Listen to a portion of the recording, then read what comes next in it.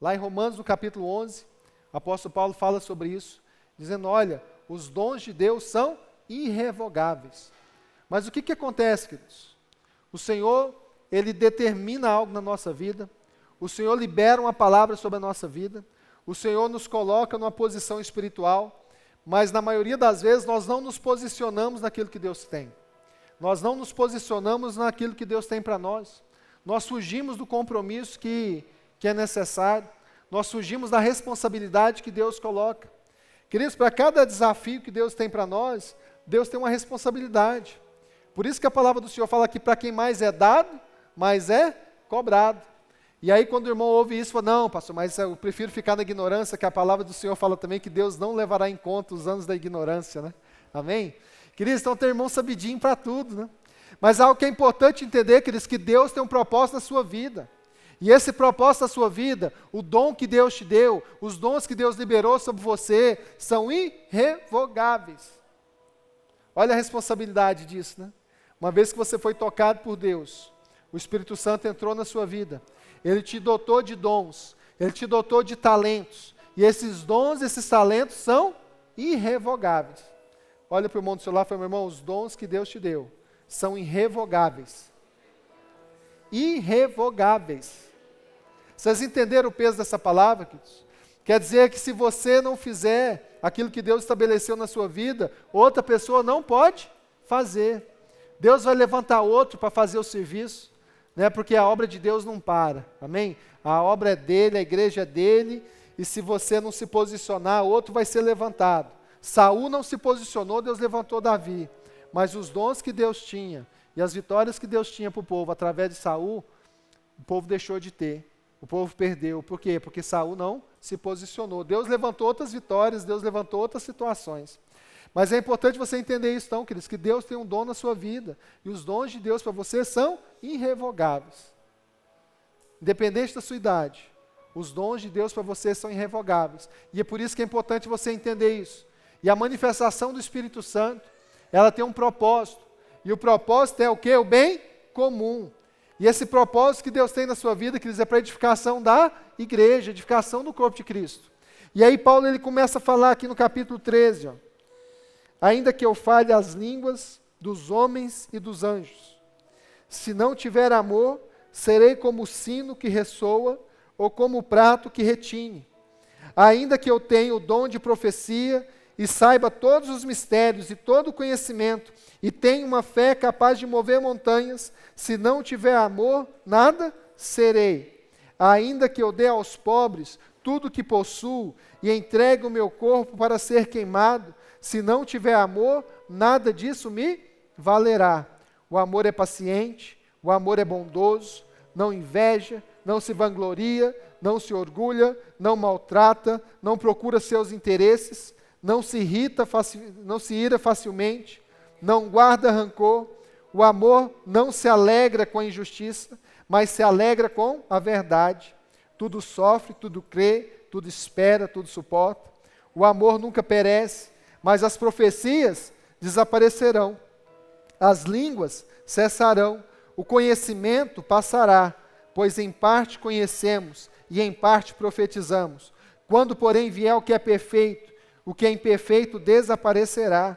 Quando eu era menino, falava como menino, pensava como menino e raciocinava como menino. Quando me tornei homem, deixei para trás as coisas de menino. Agora, pois, vemos apenas um reflexo obscuro, como em espelho, mas então veremos face a face. Agora conheço em parte, então conhecerei plenamente, da mesma forma como sou plenamente conhecido. Assim permanece agora esses três: a fé, a esperança e o amor. Mas a maior delas, porém, é o amor. Amém, queridos? Queridos, é muito importante essa palavra. E eu queria que você prestasse bastante atenção, que nós vamos falar rápido aqui nessa noite. Amém? Mas algo que você possa guardar no seu coração e possa queimar no seu coração. Queridos, a palavra do Senhor fala que os dons passarão. Tudo aquilo que às vezes você vê como carisma, aquilo que você acha que é dom, é talento, vai passar. Nós estamos discutindo aqui na escola bíblica hoje, né, mais cedo um pouco, porque é importante que o obreiro, né, não seja neófito, para que ele não entre na condenação e no pecado de Satanás. E qual que foi o pecado de Satanás? Ele se vangloriou. Ele achou de si mais do que convém. O diabo falou, olha, não tem esse negócio não, né? Eu sou um dos anjos mais bonitões aqui, eu sou um dos anjos mais poderosos, então eu vou levantar meu trono lá do lado, acima das estrelas de Deus, e vou colocar lá o meu trono. Queridos, o que o diabo estava falando? Falou assim, olha, ele não estava falando ali que ele ia ser maior do que Deus, né? Ele falou que ia colocar o seu trono acima das estrelas de Deus, acima da criação. Ele queria aparecer mais do que o restante da criação. Queridos, e ali então ele pegou os seus dons e os seus talentos que Deus deu para ele, e ele adoeceu o seu coração. Porque falou, eu sou melhor do que os outros anjos. Então eu tenho que ter uma posição de destaque. E aqui, por isso que o apóstolo Paulo falou para Timóteo, Timóteo, o obreiro não pode ser neófito, porque se ele for neófito, ele vai cair no mesmo erro de Satanás.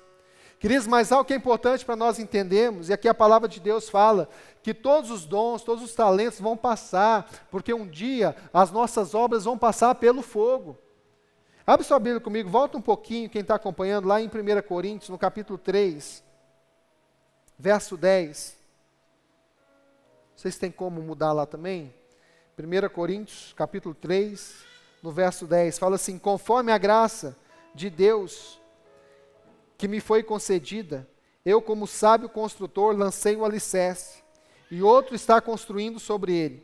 Contudo, veja cada um como constrói, porque ninguém pode colocar outro alicerce além do que está posto, que é Jesus Cristo. Se alguém constrói sobre esse alicerce, usando ouro, prata, pedras preciosas, madeira, feno ou palha, sua obra não será mostrada. Sua obra será mostrada, porque o dia trará a luz, pois será revelada pelo fogo, que provará a qualidade da obra de cada um. Se o que alguém construiu permanecer, este receberá recompensa. Se o que alguém construiu se queimar, este sofrerá prejuízo.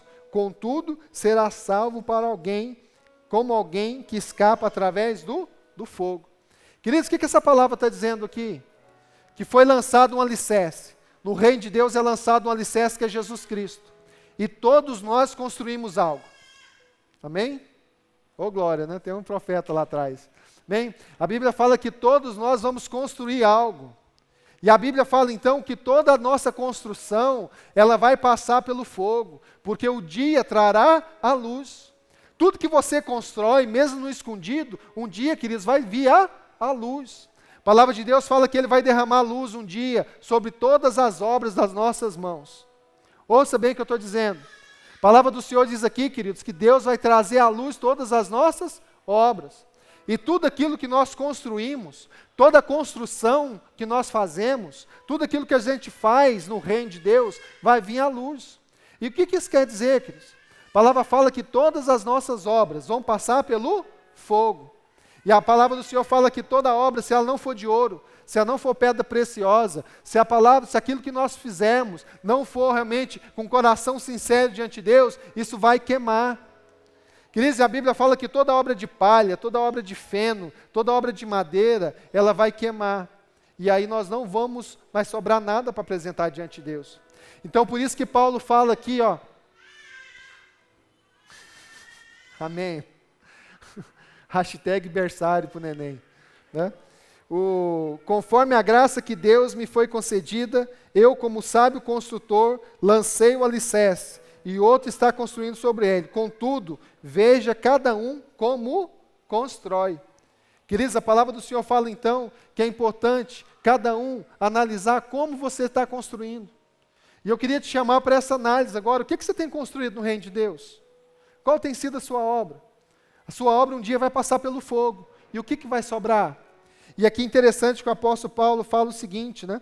Olha, se alguém construir, o que alguém construiu permanecer, esse receberá a recompensa. Se alguém construiu se queimar, esse sofrerá prejuízo. Contudo, será salvo como alguém que escapa através do fogo. Amém? Há salvação para nós, né? Amém? Olha para o irmão do seu lado e fala, há salvação para você, queridos. A palavra do Senhor diz assim, mesmo que a sua obra queimar, você vai ser salvo mesmo assim. Amém? Quem pode dizer glória a Deus por isso, né? Queridos, Paulo está dizendo isso, olha, toda obra que nós construímos vai passar pelo fogo. Se for obra de ouro, pedras preciosas, vai permanecer e você vai receber uma recompensa de Deus.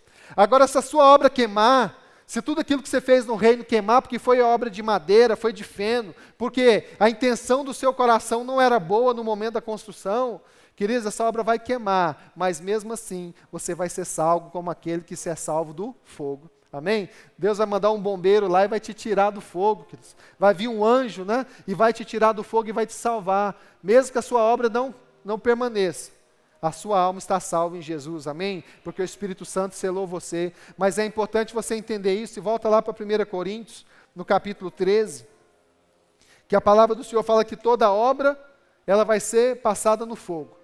Então a primeira coisa que nós aprendemos aqui é isso, que tudo vai passar, menos o amor. E por isso, queridos, que quando Jesus disse para Pedro, né, depois que Jesus ressuscitou, que Jesus apareceu para os apóstolos lá na praia, e quando Jesus chegou para Pedro e foi caminhando ali com os discípulos, e os discípulos começaram a andar um pouquinho para frente, e Jesus chegou em Pedro e perguntou: Pedro, tu me amas? E Pedro disse: Senhor, eu te amo. E aí o que Jesus disse para Pedro?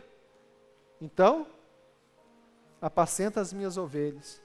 Queridos, Jesus perguntou 3 vezes para Pedro, e Pedro ficou, a Bíblia fala que Pedro ficou muito entristecido, porque Jesus estava perguntando para ele toda hora.